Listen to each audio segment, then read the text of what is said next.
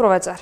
На северната земјина хемисфера денеска во 17 часот и 57 минути започнува пролета, која ќе трае до 21 јуни. Во исто време за жителите на јужната земјина хемисфера започнува есента. На првиот ден од пролета должината на денот и ноќта се изедначуваат. Започнуваме со урбаните вести.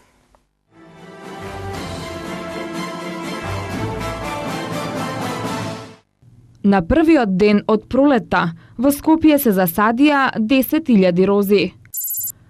Ден на Microsoft за невладиниот сектор. Бидете иницијатор на промени. Презентација на резултатите од форумскиот проект Безбеден пристап до училиштата во Газибаба. Уште 2 недели до истекот на рокот за пререгистрација на невработените во Фондот за здравствено осигурување. Бизнис Конфедерацијата на Македонија со барање за почитување на работничките права.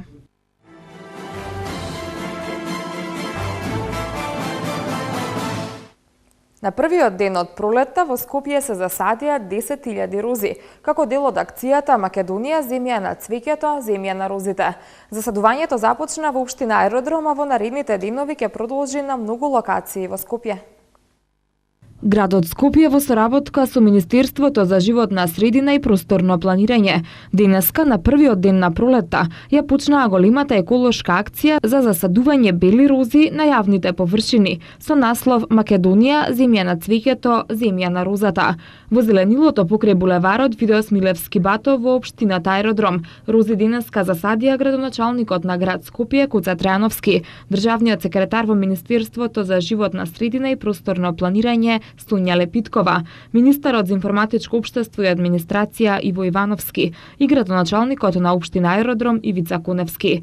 Познато е дека розите се растенија кои имаат најголема абсорбирачка моќ на тешките метали од почвата, па акцијата, освен што ќе го разубави просторот, ќе придонесе и за поздрава и почиста животна средина.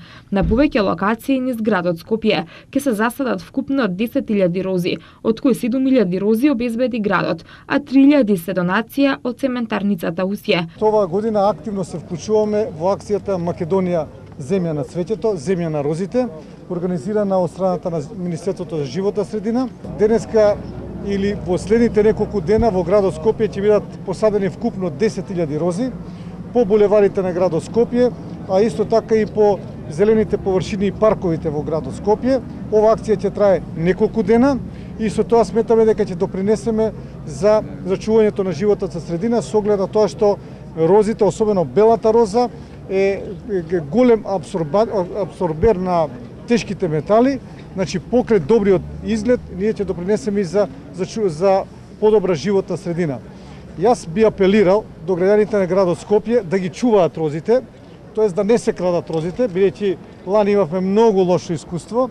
Од вкупно 23.000 посадени рози минатата година, многу мал број остана на булеварите, затоа сите заедно да ги чуваме овие рози, заради тоа што розите се за нас посадени, за сите заедно, а не некој да ги земе и да си ги однесе на друга локација.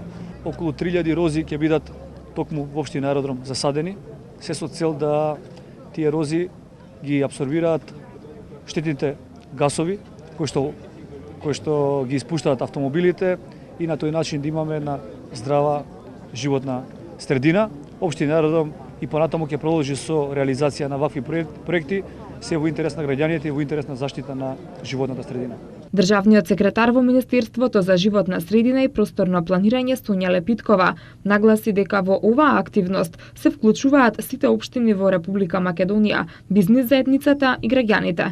Почна акцијата Македонија земја на цвеќето, земја на розите и нормално како почеток општина Аеродром, градот Скопје ја продолжува минатогодишната акција која што ја започнавме Скопје градот на цвеќето и на оваа акција се придружуваат сите градоначалници, сите општини во Република Македонија, бизнис заедницата, невладиниот сектор, училиштата, јавните личности и така натаму. Ја гледате бројката, не мора да зборувам. Денеска пролета ни стигнува порано и токму затоа во 18 часот навечер Почетокот го отпочнуваме место на 21 на 20 март. Навистина е огромно задоволството да се биде меѓу толку многу луѓе поддржувачи нова акција и јас се надевам дека со годините што следат навистина тоа што сакаме да го постигнеме ќе биде реализирано до крај. Акцијата за засадување бели рози на јавните зелени површини е дел од традиционалната манифестација Динови на пролетта, Динови на екологијата и истата ќе продолжи и во наредните динови, кога ќе бидат засадени рози на булеварите, во парковите, на кружните тикови и на другите јавни зелени површини.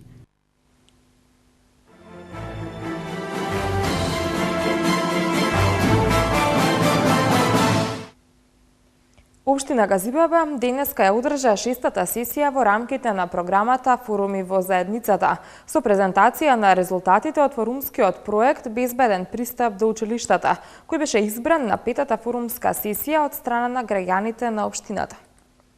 Во салата на Советот на општина Газибаба денеска се одржа 6-та поред сесија во рамките на програмата Форуми на заедницата со презентација на резултатите од форумскиот проект Безбеден пристап до училиштата, кој беше избран на 5-та форумска сесија од страна на граѓаните на општината.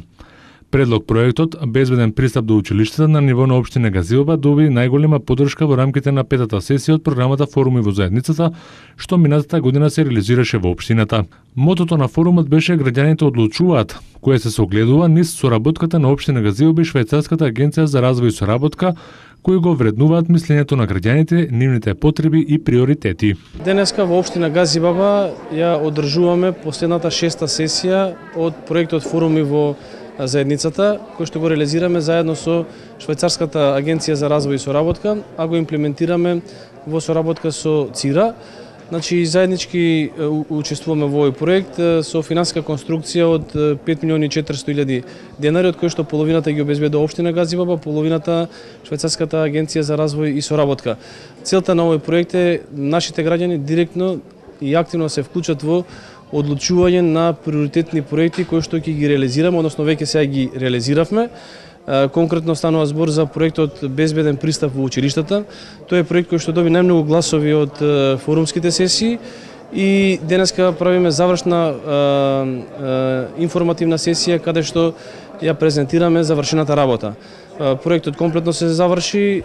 На настанот присуствува и представници од Швајцарската агенција за развој и соработка и од Центарот за институционален развој ЦИРА, кои дадоа голема поддршка на овој проект. За ЦИРА како имплементирачка организација представува посебно задоволство и чест што уште еден успешен форум е спроведен до крај, а сепак на крајот на задоволство на сите жители на општината, задоволството е сепак кај граѓаните кои директно учествуваа во целиот овој процес, активно предлагаа своји решенија, даваа своји сугестии. Еве денес како резултат го имаме остварено проектот кој тие самите го избра. Во проектот беа офатени 5 основни училишта: Кирил и Методи од Стајковци и Страченци, Крстен Мисирков од Ченто, Наум Охридски од Црешево, Наум Наумовски Борче од Маџари и Дане Крапчев од населбата Ченто. Со реализација на овој проект се овозможува подобар и побезбеден пристап до училиштата, подобрено осветлување, поставување тротоари, поставување репарација на училишни огради.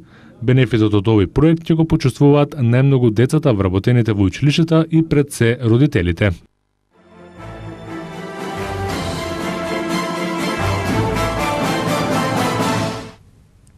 Денеска во организација на локалната канцеларија на Microsoft Македонија, заедно со фондацијата Метаморфозис, им беше овозможено на представниците на граѓанскиот сектор да ги подобрат своите компјутерски вештини. Денот на Microsoft посветен на невладиниот сектор, кој се одржа денеска во организација на локалната канцеларија на Microsoft Македонија, заедно со фондацијата Метаморфозис, им овозможи на представниците на граѓанскиот сектор да ги подобрат своите компјутерски вештини, но и да се информираат повеќе за употребата и можностите кои ги нуди Microsoft преку програмата YouthSpark и апликациите за сајбер грантови. Настанот го отворија генералниот менаџер на Microsoft Македонија и Косово Стефан Плавјански, како и Бардил Јашари, директор на фондацијата Метаморфозис. Да ги пренесеме придобивките од една програма која што Microsoft ја воведе уште 1983 година, наречена технологија за општо добро.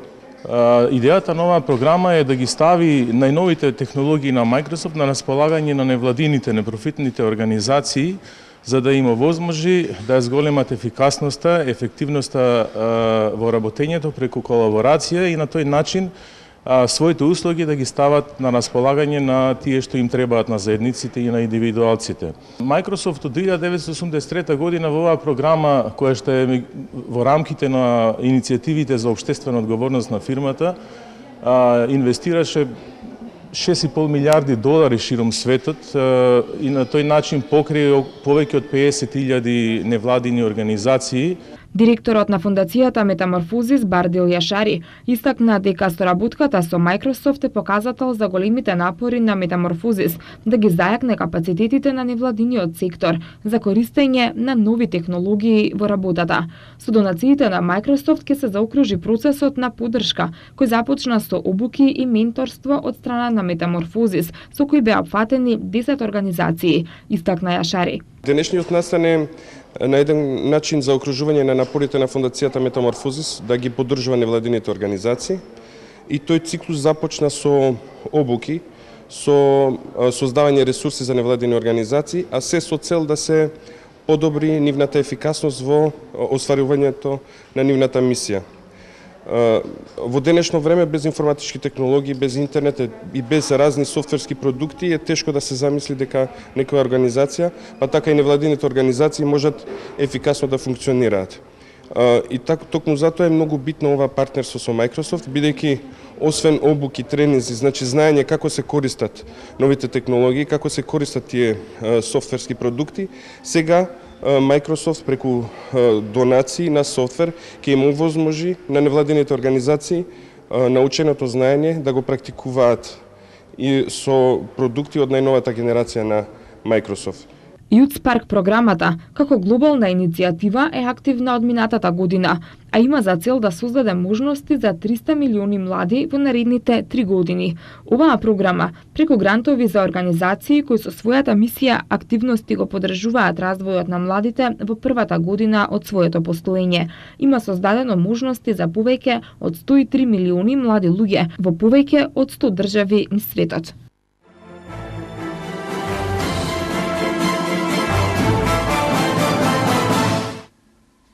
Фондот за здравствено осигурување на Македонија ги повикува невработените лица носители на здравствено осигурување да се пререгистрираат во подрачните служби на фондот. Тоа треба да го направат согласно одредбите на Законот за придонеси од задолжително социјално осигурување.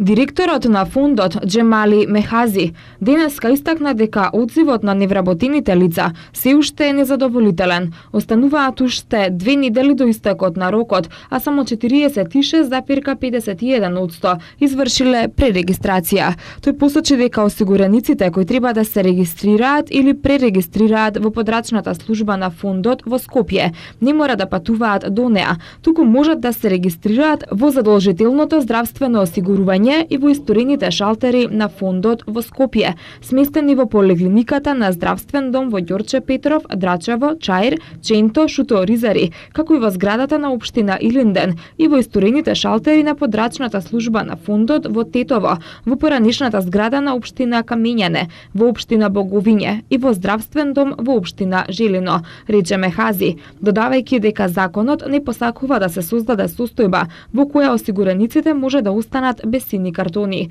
Затоа апелираме до невработените лица да дојдат и да се пререгистрираат, рече Мехази.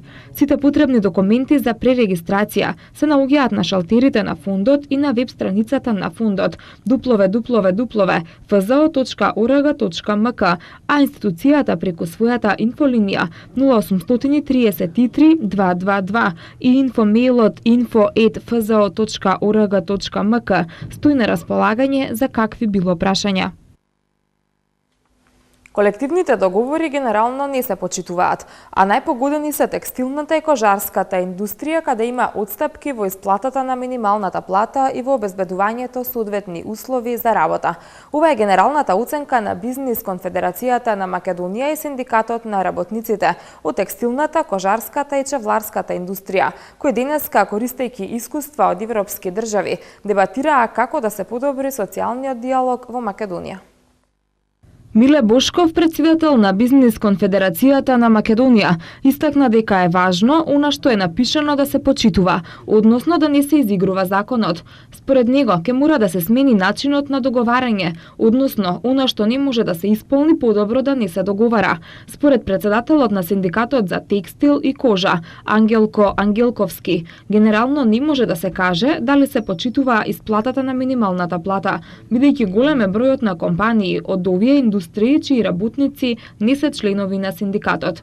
Во однос на безбедноста на работното место, Ангелковски вели дека се уште има недостатоци, но оти за разлика од порано, условите се подобрени. Вработените од текстилната и кожарската индустрија согласно законот за минимална плата треба да земаат 7.500 денари, а во следните 5 години постепено платата да достигне до 10.500 денари. За разлика од Македонија, во Словенија, земја членка на Европската Унија, минималната нето плата изнесува околу 600 евра, а бруто износот е 800 евра. Тимовите на Манчестер Юнайтед и Борусија Дортмунд се последните четвртфиналисти во Лигата на шампионите. Британскиот тенисер Енди Мареј и тренерот Иван Лендал ја прекинаа соработката. За овие и останатите вести од спортот по рекламите.